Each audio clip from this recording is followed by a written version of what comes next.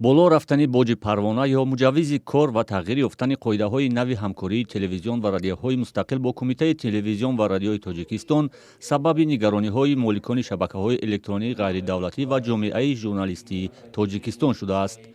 бинобар хабарҳо нархи муҷаввиз то 20 маротиба боло рафта, тибқи низомномаи таҷдидшудаи кор, телевизиону радиоҳои мустақил маҷбур хоҳанд буд ки солона 1% аз даромадашонро ба ин кумита супоранд. раиси анҷумани миллии расонаҳои мустақили Тоҷикистон Нуриддин Қарчибоев қонунмандии ин дигаргуниҳоро зери суол бурд. На фақат хилофи меъёрҳои байналмилалӣ ё таҷрибаи пешқадами рушди радио телевизион, балки вайрон кардани қонунгузорӣ дар бораи рақобат аст. яъне Кумитаи телевизион ва радиои назди ҳукумати Тоҷикистон аз ҳуқуқи монополии худ истифода бурда озодиҳои радио ва телевизионҳои ғайриҳукуматиро маҳдуд мекунад. бар асоси талаботи нави қарордод ҳамчунин телевизион ва радиоҳои мустақил бе иҷозати Кумитаи телевизион ва радио ҳаққи бастани шартномаи ҳамкорӣ бо расонаҳои хориҷиро надоранд. ҳарчанд ки ин ҳуқуқро барои онҳо қонуни ҷумҳурии Тоҷикистон дар бораи телевизион ва радиошунавӣ кафолат медиҳад. аслан ин кор дахолат ба сиёсати идории радио ва телевизионҳои ғайриҳукуматӣ аст ки ин чизро низ дар чорчӯбаи талаботи меъёрҳои қонунгузорӣ ҳам миллӣ ва ҳам байналмилалӣ хилоф аст.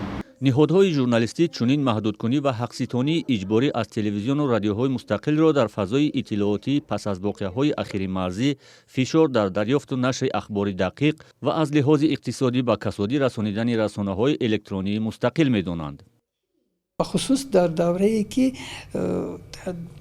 иқтисодиёт ҳама дар натиҷаи ин пандемия рукуд кардааст, дар натиҷа бахусус дар даврае ки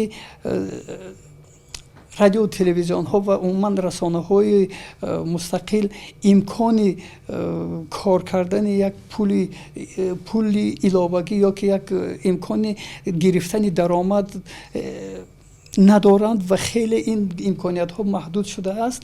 бахусус дар ин давра чунин як иқдом на ин ки барои рушд мусоидат мекунад, балки барои барҳам хӯрдани ин расонаҳо мусоидат мекунад, барои маҷбур мекунад ки ин расонаҳо кормандони худашонро ихтисор кунанд то ин ки умуман фаъолият карда тавонанд.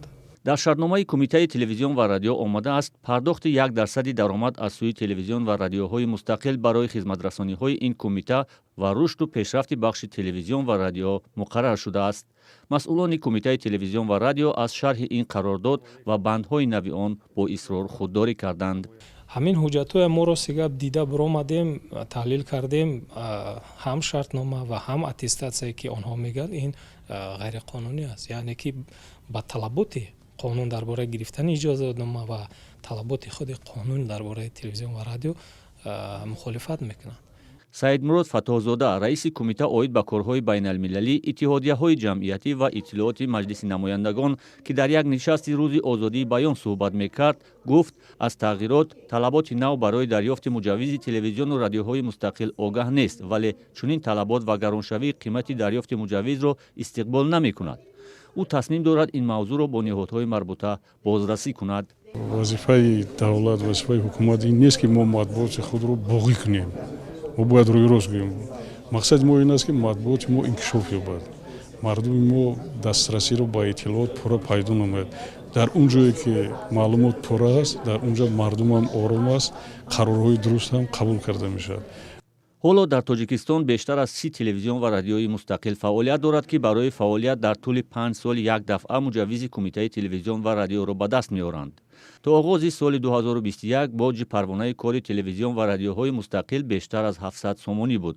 акнун ин маблағ ба бештар аз 13 000 сомонӣ боло бурда шудааст.